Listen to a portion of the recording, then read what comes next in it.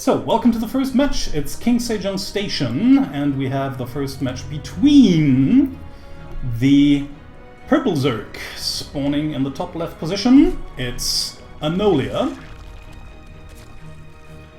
And spawning in the bottom right as the pinkish Protoss, it's Azylis,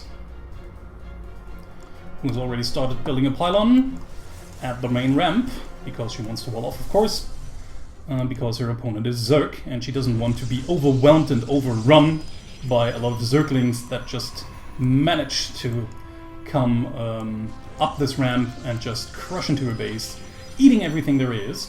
While in the meantime, we have Anolia just droning up, not building a pool, not having built a pool yet, so she's probably opting, no, actually, yeah, she's already done it. She's not only opting for, she's already placed down her hatch first. So she wants to go into a macro game, probably. Maybe she'll just build a pool later on and then just saturate her bases, droning up a little bit and just getting this lava, pumping out Zerglings and just overwhelming her opponent. We'll see whatever she's going to be up to. So, first probe going down here, so it's a gateway expand. So we have the Nexus first, before we see the Cybernetics core later on. Quite interesting to see these both players going for the macro-oriented openings, because when you play an opponent first, I might be worried that the other guy might be cheating me. But yeah, obviously these two are not.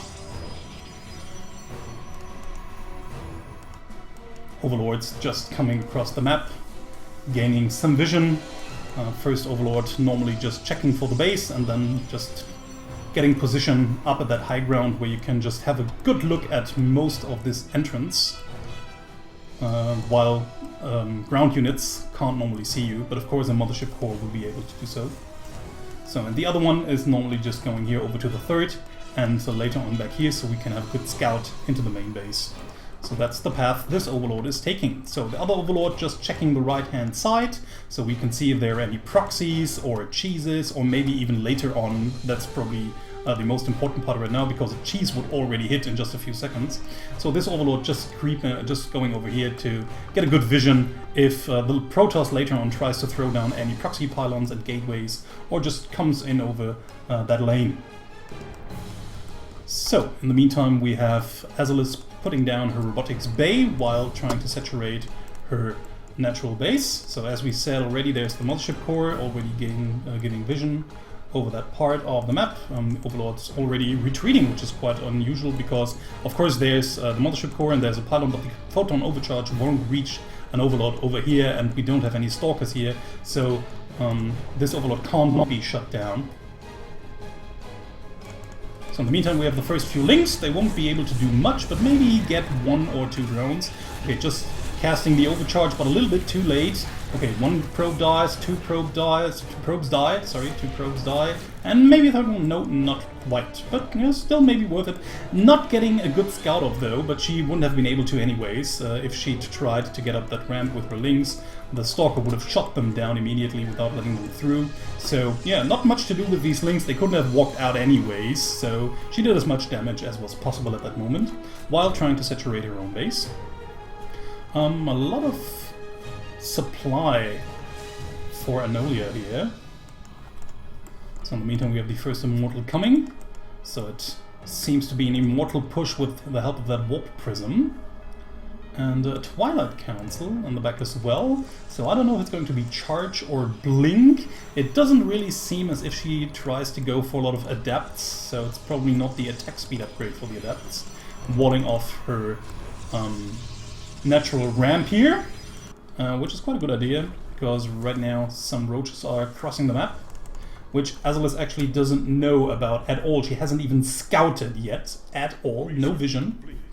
So these roaches will come as quite a surprise, but I think she will be able to fend them off quite easily. She has almost 100 energy on her Mothership core, so she will be able to throw down 2 pylon cannons, if of course she's reacting quickly enough. But yeah, she also has 2 Immortals, which are now stuck inside the Warp Prism, so maybe there will be a bad anti-timing when Azylis just sends this a warp prism across the map, and then the roaches hit the front. Ravagers here, a few more morphing, having already morphed. So yeah, these Ravagers might be able to just shut down the photon overcharge quite easily. And now we have a lot of roaches and Ravagers just knocking on the front door while the warp prism is outside her base, far, far away from the natural. Okay, and even Azylis not reacting. Where's her mothership core? Where the heck is her mothership core? Is it already down? I think she's just shot it. Did she? It looks as if Azylis wasn't looking at her mothership core. Is there a mothership core left?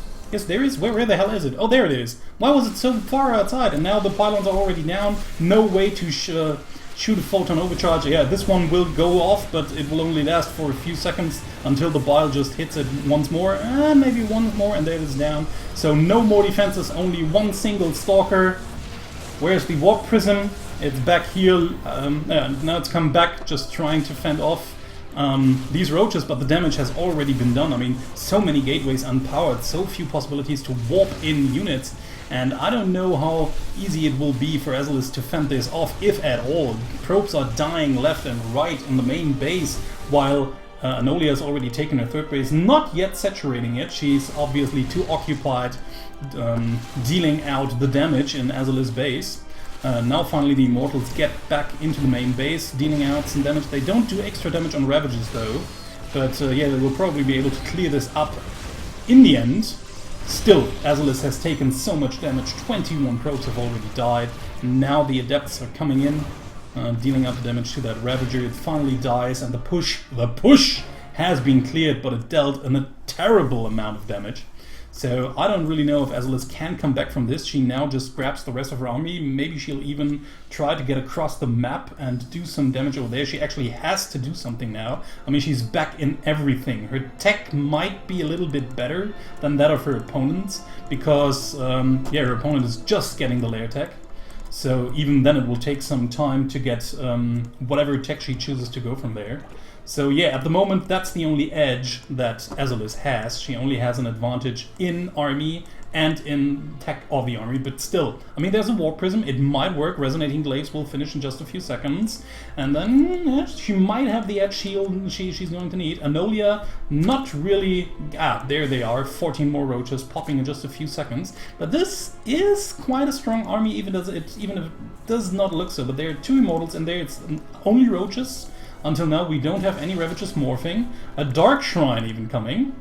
Yeah, win behind Dark Shrine, the old rule, we all know it.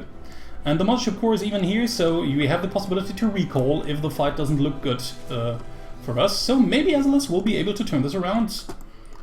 Never mind the damage he's taken before. So this is only roaches, and we have 2 Immortals. Immortals of course have to fire at the roaches, but she's just microed this one more to the front. Yeah, okay, Anolia just tries to focus the Immortals. No warp prism to load them up, but still one more left.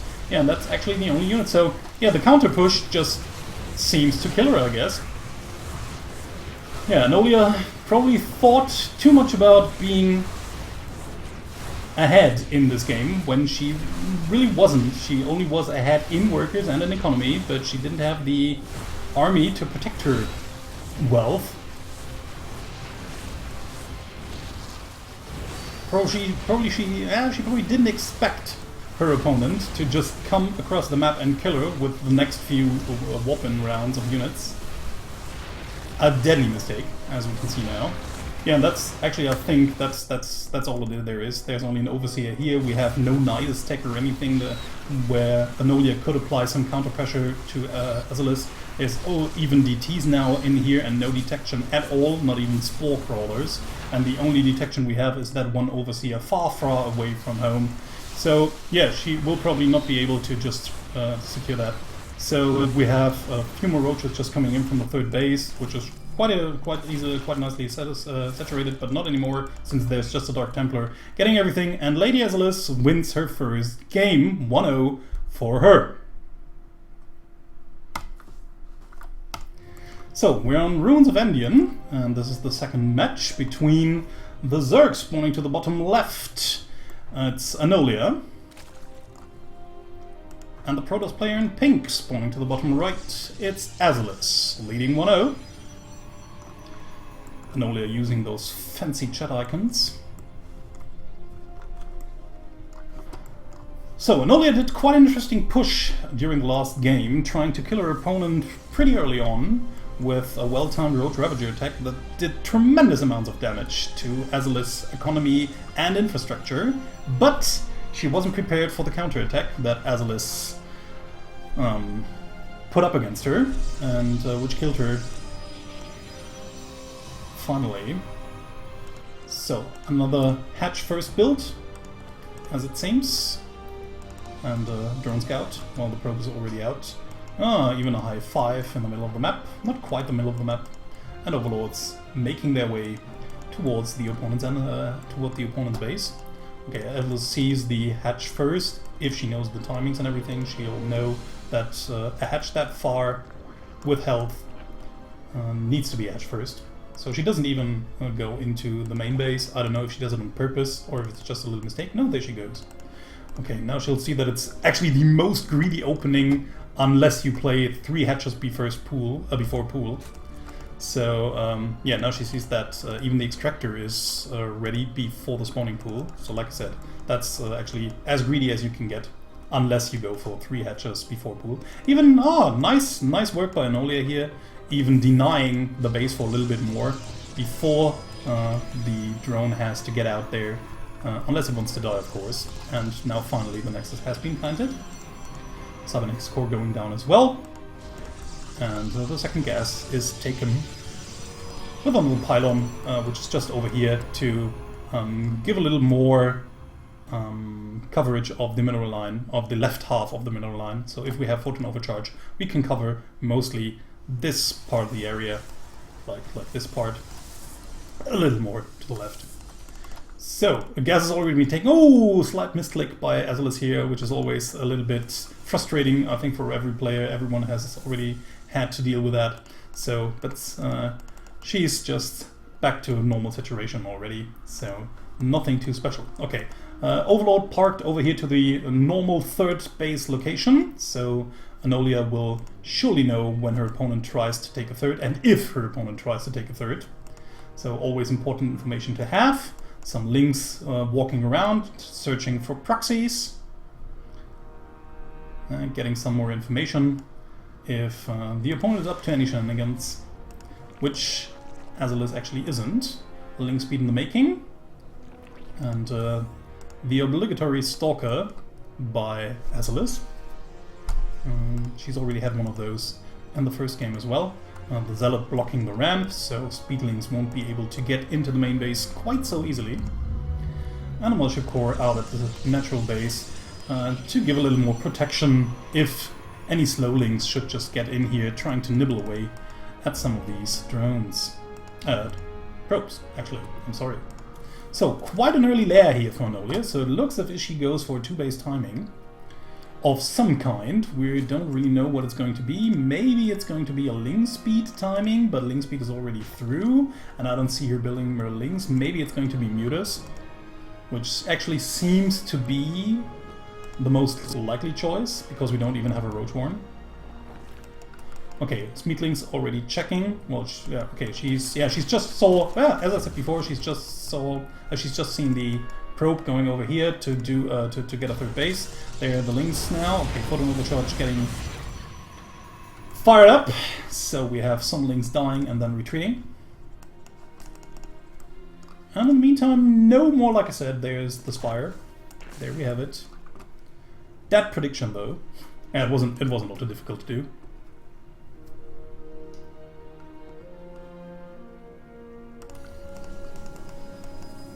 Three more depths getting warped in. 2 more gates on the building. Yes, and now she's obviously not trying to saturate her bases anymore. It seems as if she's just gathering more and more resources in order to just put them all into Mutas once the Spire pops. I don't actually know what to think of that. It might, but even taking a 3rd base now? Okay, I don't actually know. Maybe she's just had a look at her minerals and resources and just seen, okay, I have some more overmints, I can as well spend them into a 3rd base, or maybe that's just her backup plan in case she won't be able to do enough damage with her Mutas. But actually a 2-base timing with that bad of a saturation at the natural base, I really think she needs to do a lot of damage with those Mutas, which she might be able to do. because Azylis at the moment doesn't have any idea what's getting her way. She doesn't have a lot of anti-air ready. She has one Stalker, more adepts being morphed in, so actually the one Stalker is the only anti-air she has, plus the Mothership Core and a few photon overcharges at several locations. But yeah, there's only one pylon over here, and it's even powering those gateways. So if the Mutas just fly in here, taking out this pylon, Azylis will be down 2 gateways of production worth, and the pylon will be gone as well, so there's no protection for this mineral line at all. So there are the Mutas incoming, or at least they're being morphed, but they're still hanging around. I don't know what Anolia is actually waiting for. I mean, that's a lot of Mutas, and she should really make good use of them, especially since she could so well. Maybe she doesn't expect Azylis to be that unprepared, but yeah, at least she should check and try to get in with the Mutas.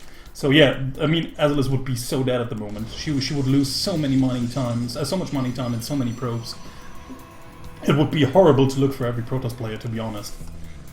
So yeah, one Stalker. Still, it's one Stalker, the only anti-air in the game.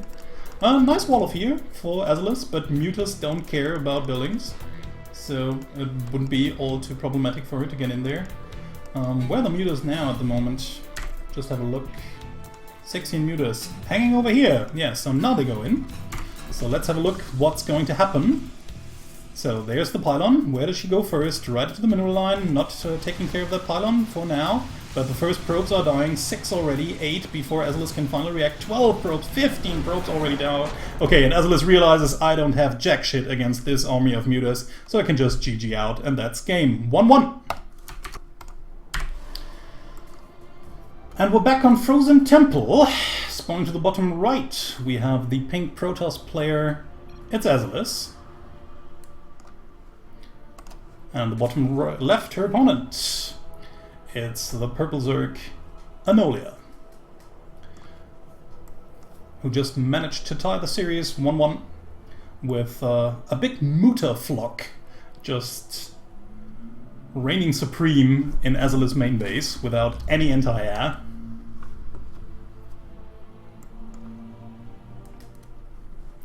So that was quite a quick game.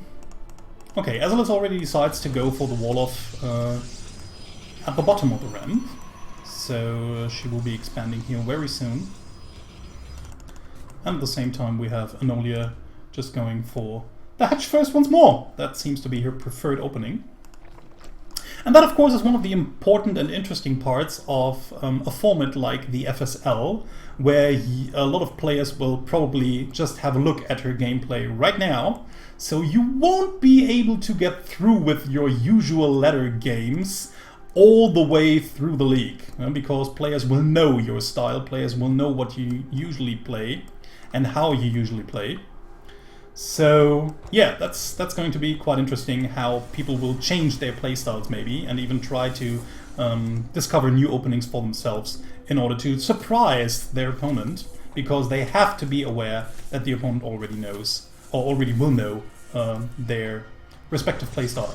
So yeah, okay, again, just delaying that base for a little bit before pulling back the drone, so it's actually quite the same game as we've seen before.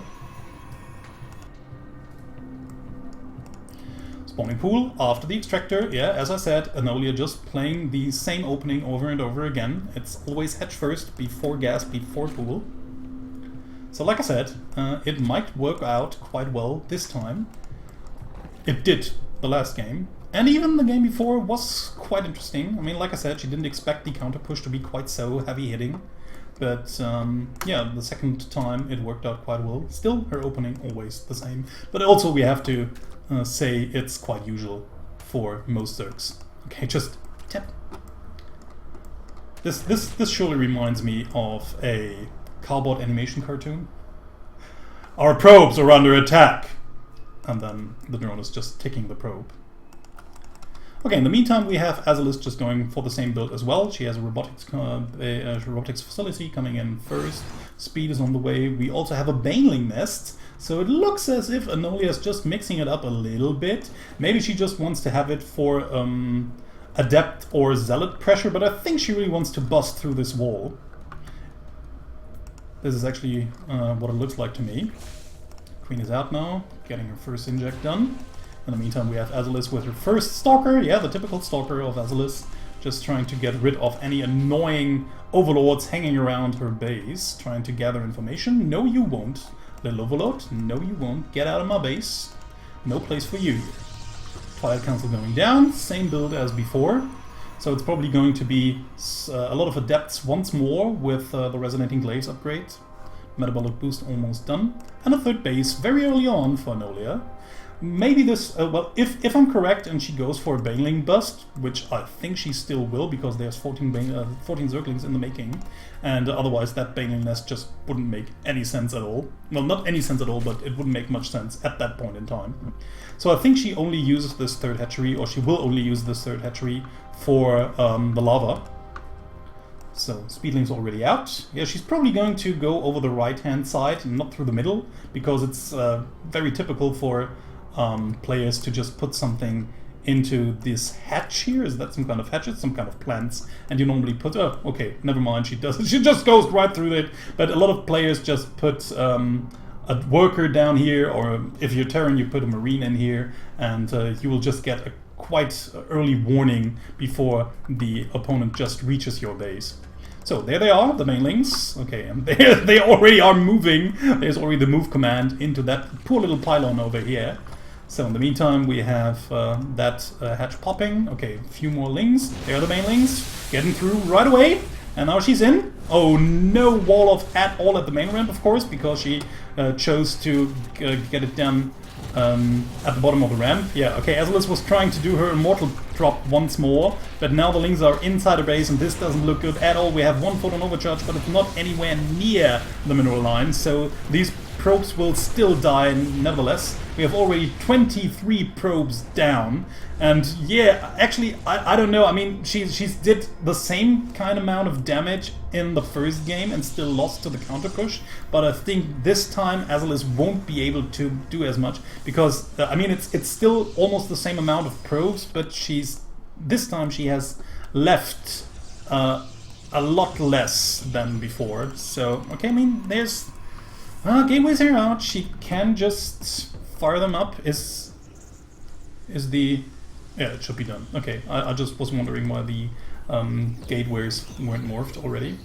Yeah, okay, there's the War Prism just moving across the map. Azylis again knows she has to do something. Her best chance is to do some counter aggression and maybe get her opponent on the wrong foot, but if it's going to work, I don't really know. It looks grim for Azylis, but she might be able to make something happen. This time we have a lot more lings out though, and lings just chew on immortals very hard. And the biggest problem is that Azylis just doesn't have any income at all, so it's just the amount of money. Just the amount of resources. She just, it's nice to have all these gateways up here, and it would have been perfect for a 2-base timing push if her opponent hadn't crushed most of her probes in her own attack. So yeah, I don't actually see what she can do. She tries to work something out with a Dark Shrine, but there's a lot of time passing by. So the more time passes by, the more problematic it will be for her to make something happen. Okay, lings are already standing over here. Still, Anolia is just droning up at the worst point in time. So maybe it'll do some more damage that I expect now.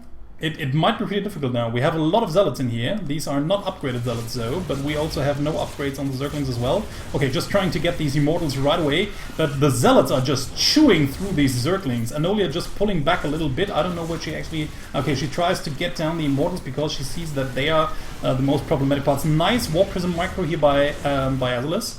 So in the meantime, maybe we have the same situation once more. Anolia losing to the counter pressure because she's just decided to drone up at the worst point in time. Just frenetically throwing down some spine crawlers here, hoping that they might do the trick once this hatchery has fallen. But yeah, we still have the possibility to warp in more units, and finally her own economy has stabilized a little bit at least. And it seems, oh, they're the Mulas, they might be the game changer, because we have actually, again, nothing that attacks air at all. Not even the Mothership Core can attack air here, because we don't have any pylons up here. So, but still, these are not a lot of mutas. They will still take some time in order to shoot down these units. So if Azylis just hits quickly, and by quickly I mean during the next 5 seconds before the spine crawlers finally finish. Oh no, she attacks the evolution chambers and the spine crawlers can finish up. And now she will be able to just move in with the mutas, the links, the spine crawlers and everything. But again, we have DTs already out the Dark Shrine. It really took that long?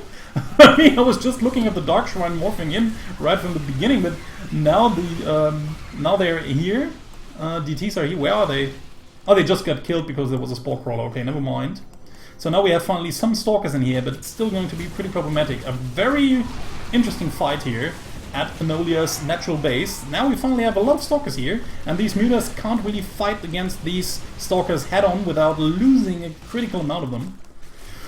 Where are the Lings? They are the Lings now. And now with the Lings and the mutas together, this might be possible to tear them down. If the Lings just get to the Stalkers won't be able to focus fire the Mutalisks without Azylis actually commanding them to do so. But yeah, it seems as if it's just a little bit too much for Anolia. Again, the counter push seems to kill her.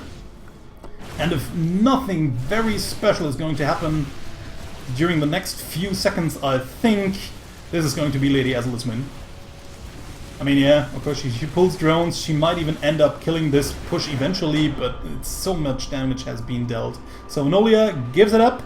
It's 2-1 for Azylis. Okay, we're on Frost. Spawning to the top left, we have the pink Protoss Azylis. And to the bottom left, in purple, playing for Invasion Esports, it's Anolia.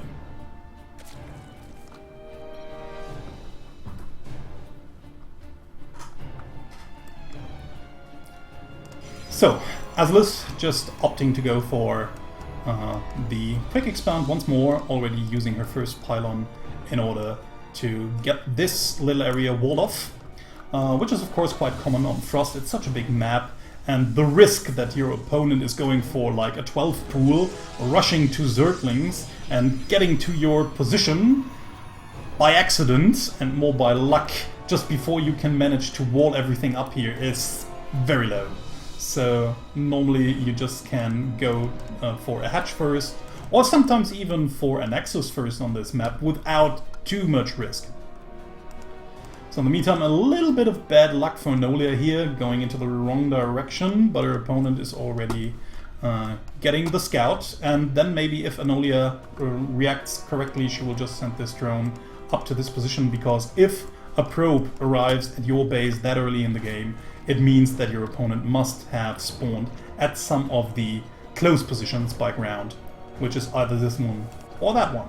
And she'll see that it's not that one. So, spawning pool going down after the extractor. So again, we have hatch, extractor, and then pool, hatch, gas, pool. The standard build for Anolia. And like I said, she probably will have to change it up a little bit during the season, because otherwise she will be quite predictable in the future. Same goes for Azylis, who has also gone for the same exact opening in almost every game, even for the exact build actually against Zerg, with the Immortal drop and a lot of adapts as a follow-up. So yeah, we'll see how she manages to do against other opponents who now know her playstyle. Will be quite interesting, I guess, and that's what I love about these kind of formats. If opponents, not only the opponents themselves, meet each other for a second time in the away round, but also the other opponents having already seen the respective playstyles of the others, and thus being able to change up their own playstyle to suit it better. It's, oh yeah, you're right. It's, no, it's not. It's 2-1 Azylis at that point. Isn't it? Azylis has won the first game, and she's won the third game. No, I'm right. You're wrong. So, okay, Overlord just moving over here, Overlord just moving over here. That's just the typical standard Overlord. I think she didn't really want to scout that area once more, but it's, like I said, it's just the typical standard Overlord. It's a timing, or it's just an order you're so used to do that you just send it here anyways, even if you don't really have to scout this base once more. So it's hatchery.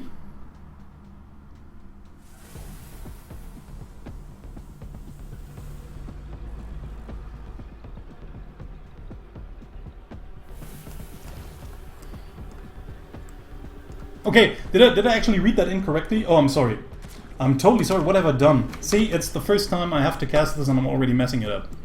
So yeah, okay. Then I just thought I was so convinced that this game was over for Anolia, but then I actually didn't really look twice. So okay, my mistake. Sorry for that. What have I done? No. Okay, see, I'm already messing up.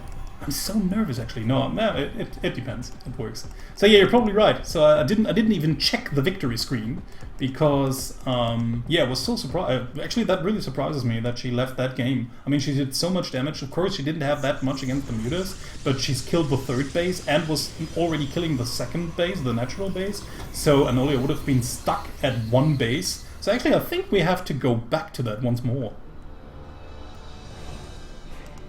So okay, then I was wasn't. I mean, I was looking at it, but not really looking. If you get what I mean, it's so strange. I mean, she was really in the lead. Why would she just go out? It's like Hydra style. Oh no, I'm winning. I have to leave. That just doesn't make sense. So maybe, yeah, maybe just Azylis was thinking that she was more behind than it was. Okay, so thank you for correcting me. And yeah, maybe I'll check on that later, and we'll actually see how this is going to work out later on in the game. So let's see what these two are doing now. Okay, we have a lot of roaches coming in with roach speed and the roach missile attack and ground tech, so it's going to be a roach timing push off of 3 bases, but I actually don't think she's going to saturate this third base once more. So if we have a look at Anolia's playstyle right now, we see that she often takes a third base without saturating it, so she normally tries to do some damage from 2 bases, droning up behind it, or actually droning after the push and then some, which actually killed her once in this game, and it would have actually killed her again if Azylis hadn't quit out the game. So Leo reconstruction almost ready. Okay, we have a Stargate opening this time from Azylis, so she's changing things up a little bit, and then 2 robots afterwards. So maybe she's just trying to fake her into thinking that this is a Stargate opening with more Phoenixes to come, while then transforming the build into a double robotics bay and then just crushing her on the ground once more. Maybe she just wants to probably I think that's it. I think she just wants to discourage her. Discourage. That's actually the English word, I think. She just wants to discourage her from going mutas once more because she's having... she's actually having quite some trouble, or has been having quite some trouble throughout this, throughout the match, throughout the series, with the mutas. So I think she just built the Stargate as a precautious measure in order to show her, see, I have a Stargate, you better not build those mutas. So roaches now moving over. Does she actually know about the third base? Yeah, she does. Okay, yeah, right, there was this Overlord, which the Phoenix was already chasing. So, and now she knows. And again, no defense over here, and we don't have much on the ground as well. There are some adepts here, but they are not that good against roaches. I mean, if you have enough of them, they still can put up a decent fight. And we have even 1 sentry who might do a trick, but no force feed down here. Okay, we have the photon overcharge, but still 12 probes have already died. And I actually like this move by Anolia here. Just happens to catch that pylon off guard as well. But yeah, she's did a reasonable amount of damage. She didn't lose all of her roaches and all of her army again in that push, so she might as well just retreat. The damage has already been done. She's just trying to get her saturation up. Well, actually not that much because she was supply stuck like hell due to these Phoenixes that were moving around the map and just killing every Overlord that was available. Okay, going in once more with these roaches, but now we have some more units here. Okay, the photon overcharge pylon dies, but now finally we have 2 immortals out, and that should shut down this push quite hard. Oh, this might be... has to be careful here. If she sees the immortals too late, she might even end up losing a lot of these roaches. But yeah, now she finally wises up and retreats with these roaches. I think that's the best decision from now on. Did a reasonable amount of damage with them, I think. Still, I like it a little bit more if she just used a lot of larvae now to saturate this space, because right now she has a little bit time left. She still has some army left. She knows of her opponent's army, and like I said, during this attack, actually, I think now it's even too late, but during this attack would have been the perfect time to saturate this space, and her income would be so much better right now. Okay, she's already taken all of the gases, so except for those, maybe going. She's built some hydras here, maybe trying to go into lurkers later on, but no lurker den yet. There's the infestation pit. She already has lair. She could go into a lurker den, but she doesn't yet. She hasn't yet. So they are the two phoenixes. Quite nice actually by Azylis, just using these phoenixes to make Anolia afraid of building mutas, of going into mutas, and then just killing some overlords. I think they've already paid off. And actually this game will stand and fall with the next decision that Anolia does. I mean, actually, Azylis has already seen that her opponent goes into Hydralist, but she nevertheless went into Templar Archives anyways, before she even knew what her opponent was building. So yeah, this Psystorm will actually deal a tremendous amount of damage against those Hydras. And actually that army isn't that frightful. I mean, isn't that frightening? I mean, not frightful. It's actually not that frightening. I mean, yeah, there are some roaches and there are some hydras. They deal they deal a reasonable amount of damage if you can't get to them, and the roaches hold up as meat shield long enough. But I mean, we have a row. I mean, have a look at that immortal count. That one immortal was a poor guy, leaving all alone, or left all alone by his friends. But yeah, now we have the big problem here. I mean, Azylis has to be careful where she goes. I mean, but still, you'll even be able to grab some of these hydras with the speed zealots here. So while retreating, she'll even lose some more. Okay, nice playing off with these 3 hydras, sacrificing them in order to give the rest of the army a pause and a possible way to retreat. But yeah, only 7 hydras in the making, and I say only 7 because this army is really powerful. I mean, back in Heart of the Swarm, hydras were the natural counter to immortals. They are not anymore, unless you have a huge amount of them. But yeah, due to the new shields, or the way the new shields work, immortals still do very well against hydras. So they won't really stand up. Against an army like that, you actually need lurkers, and she doesn't have any. It's 175 supply to 104. If we have a look at the army supply, no, that's not the army supply. What are you doing? This is the army supply, 110 to 70. So the swarming Zerg actually has less army supply than her opponent. So this really can't work out. And even the weapons upgrade 2 just finishes. Yeah, great timing here by Azylis. She actually waits for the upgrade to complete and now moves in. There's only hydras and maybe a few roaches. Are there any roaches? No. And the hydra's not even paying attention, just still shooting at those rocks, which is actually quite a nice idea in order to get more ground. And now even coming in from 2 different angles, but like I said, it just doesn't matter. I mean, not even 1 immortal dying. GG, well played. And yeah, as you all said, Azylis ties the series up. It's 2-2 now. Okay. It's the Deciders match on Invader, spawning to the top right position. It's the Purple Zerg Anolia. And spawning to the bottom right in pink, it's Azylis playing as Protoss. Again, going for the quick wall-off at the natural, which is quite far from the natural, actually. I've actually never tried to do that as Protoss. Because, like I said, this pylon and all the buildings will be quite far away from the actual natural. So, in order to defend the natural base, if Lynx should manage to come in, you won't be able to use that pylon here.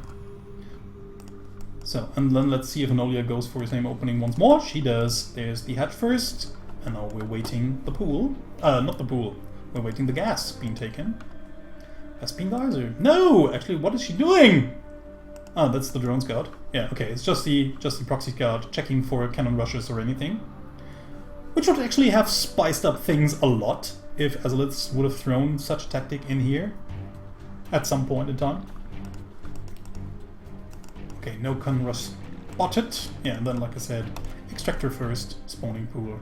Right behind it, there is the gateway, here's the probe. Throwing down that nexus, there it is. And now going towards the wall in order to get the cybernetics core down.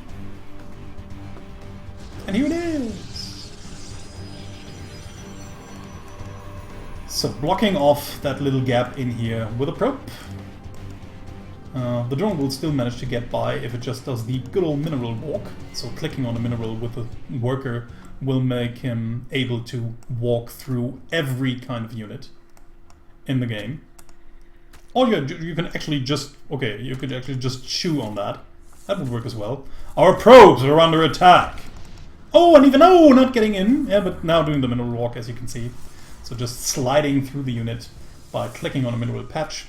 Just getting the information that there is a base incoming, maybe even getting some more scouting information like double gas, which won't tell her an awful lot, because double gas openings are quite common for a lot of openers that Protoss players play. So yeah, you see the double gas, you know, okay, it's a double gas strategy. Well, there are a lot of them, it won't tell me that much. But at least she now knows that it's not like a fake expansion with actually only a one base push coming right behind it. So that's something she knows at least. Speed incoming once more, so maybe she wants to bust this once more. We'll see what she's up to. No, 4 links incoming, that's quite reasonable. So nothing unusual here. Gateway tech, also quite normal for Protoss. It's like the most important tech that Protoss wants to have in the game. It's not even mandatory, I mean, you really always build it.